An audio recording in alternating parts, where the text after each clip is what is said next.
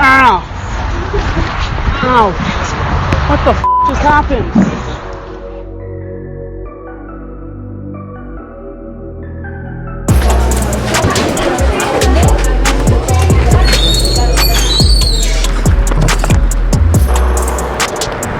Whew.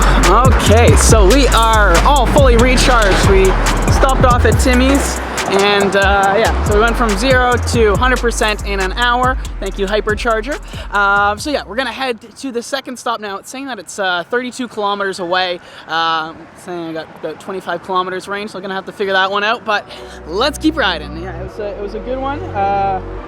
Yeah, let's go.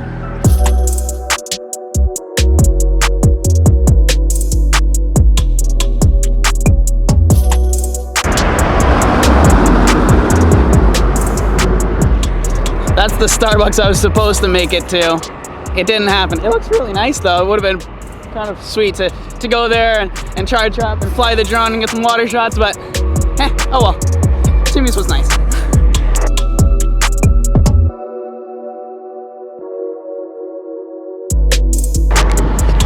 The road is getting a little bit sketchy, so I switched to the sidewalk. Yeah, we're cruising along. Getting about 25 kilometers an hour, so it's about average speed. But the speed on the road just switched to 60 kilometers, so a bit of a discrepancy between my speed in there. So for my own safety, I decided to come on the sidewalk.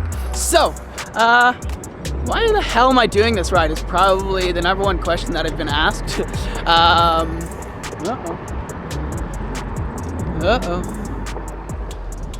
Path ends. We're gonna have to. Yeah.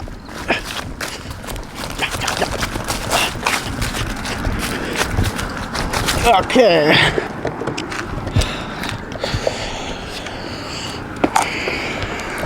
Okay. So, why the heck am I doing this ride?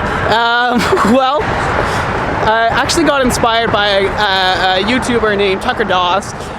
He did a video where he rode from Seattle to Vancouver on his OneWheel XR. And I'll put a link to that. I'll put a link to that in the description down below if you want to go and watch it. It's about a 45-50 minute long episode. But it's really great story about his trip. It's I think 140 miles, so it's about 210 kilometers, so a bit longer than the trip that I did, and he did it over a couple of days and camped out. So really cool story, but that's kind of what inspired me to do my trip. And I thought I'd add a little bit of an extra cause to it and raise some money for the Canadian Cancer Society. So unfortunately, cancer is pretty common in my family. My grandmother had melanoma, and that spread throughout her body. My mom's had a couple of small instances of melanoma spots that she's had to have removed. So it's definitely, my uncle had cancer treatment that he had to go through, full chemotherapy and everything. So cancer definitely hits close to home for me, and I thought I'd raise some money for a great cause in the Canadian Cancer Society. So yeah, I'll tell you a little bit more about it later. Let's keep riding.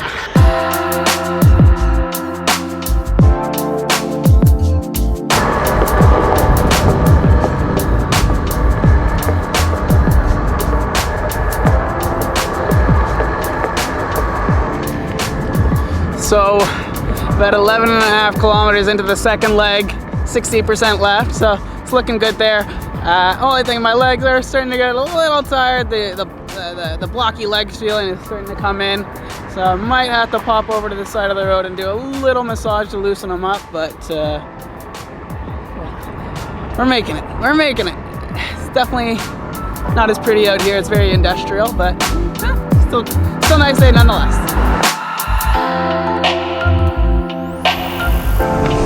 Woohoo! Oakville, let's go!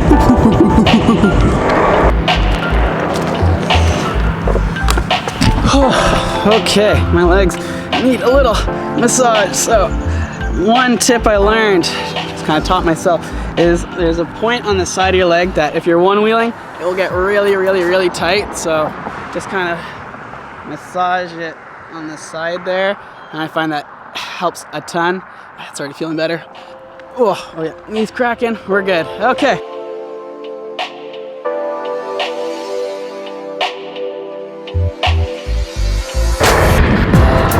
feels way better already. My legs feel nice and loose again. They don't feel like blocks. It sometimes gets to a point where your legs just feel like they're disattached for me, and it gets a little bit dangerous. So definitely good to massage them out.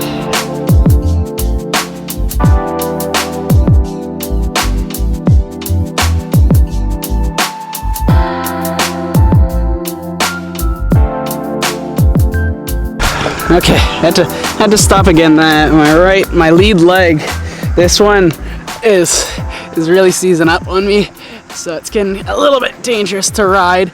But yeah, what happens is because the one wheel kind of pitches up, it's called pushback. So when you're riding at the faster speeds, which I do, the board will give you this pushback, and on the lead leg, it has your leg a bit more bent than the rear leg. So I find it tends to get a bit tighter, just because it's taking a bit more of the shock and absorption and everything. So do some hamstring stretches. Hopefully that works. But the nice thing is that there's lots of bikers along this road, so the cars give me a bunch of space to go around. And yeah, pretty beautiful area in all honesty. And Oakville's really gorgeous. So back on the wheel we go.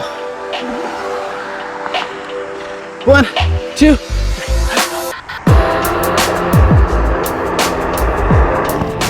So annoying that the one wheel app's having the same issue that it did before, where it won't connect, and now I can't see what my range is or how much battery I have. So oh, there it is, finally kicked in. So I got 36% left, 18 kilometers into the ride. So yeah, it's giving me an inaccurate range for 25 kilometers left, but I don't know. Hopefully we'll make it. We'll see.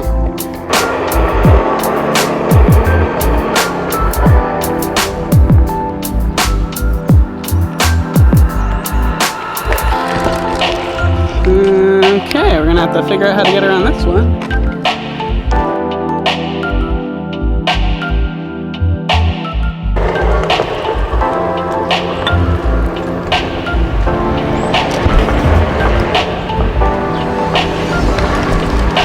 Road's closed. Not to work.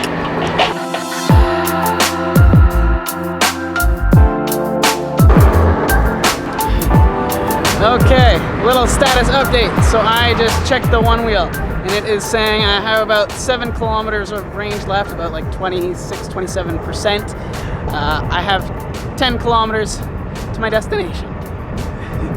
I think that's gonna be the general theme of today, is me coming up just a little bit shy of my charging destination, but I'm hoping that there's somewhere that I can stop off on the way and maybe get another quick 10-15 minute charge up in. So fingers crossed that we find something along the way. Should be good. It's a fairly busy road. We're going through a bit of a residential area right now, but it goes between mix of residential and like having a bit of stores and stuff to choose from. So as I said, fingers crossed that we find something. Okay, let's keep going.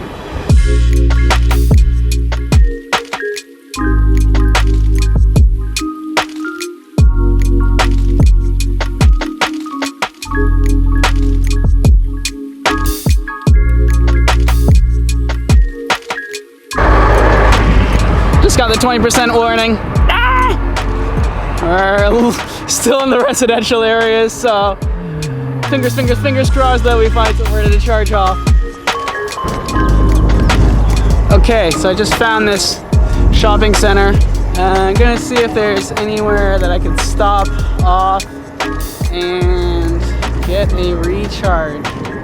Pet Value? No. BMO? No. CIBC? No. No, nothing here. Onwards we go. Fingers crossed. Let's find something else. Oh wait, no. There's a Tim Hortons here. Quick recharge at Timmy's.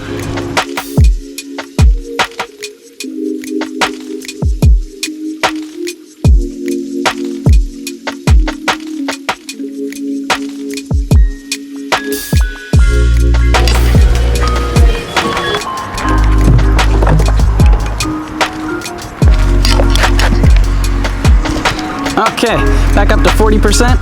Let's go. Okay, so we are making it along. There's a nice trail for me to ride on here, actually. I'm actually quite impressed with the amount of bike lane infrastructure going out to Niagara, all through these small towns, Oakville, Burlington, Port Credit, all those places. Most of them have had bike trails, so really nice ride thus far. My legs, I'm starting to have to stretch them out a bit more often now. So I did do one conditioning ride last week up to Richmond Hill, and that was 40 kilometers each way, but I had about a 4-hour break in between the rides, so my legs got a bit more rested. If you haven't seen that video, I'll link it down in the description down below, or up here, or wherever YouTube lets you put video links these days. But yeah, that ride kind of prepped me a little bit, but a couple things I learned from the long rides. Number one, bring Red Bull. You do get tired and you need to stay sharp, especially looking out for all small bumps and stuff like that. 2, stay fed. Last time I didn't eat pretty much all day. When I got home, I crashed, and I crashed hard. Not crashing on the one wheel, I mean like I crashed on to the couch. And last thing is that you need to stretch. You need to keep stretching, otherwise your legs are just gonna turn into blocks and it's gonna get really uncomfortable. So yeah, that's kind of where I'm at right now. I'm keeping all those in mind. I've just had a Red Bull, I just stretched, and I just had a little bit of food, so should be good. We're making our way along. I'm gonna have to stop off at Starbucks and do our full charge there, because going from there over to our next stop at DNA Pizza, there's not much along the way to charge up with. So want to make sure I've got a full battery for that section of the trip, but let's keep going. Just got the 20% battery warning.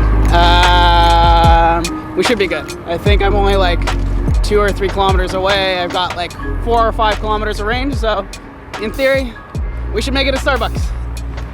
Wish me luck. Made it to Starbucks. Woo-hoo. Time to recharge again.